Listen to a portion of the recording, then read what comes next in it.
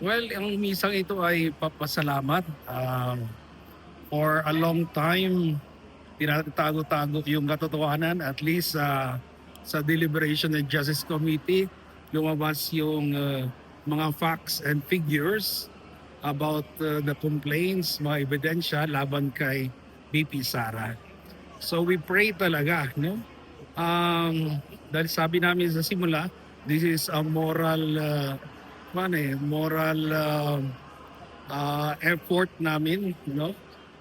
Hindi lang to legal, pero sana manumbalik yung tiwala ng mga tao sa public official natin, no? Mawala yung fake news, yung katiwalian at accountability ng public officials manumbalik.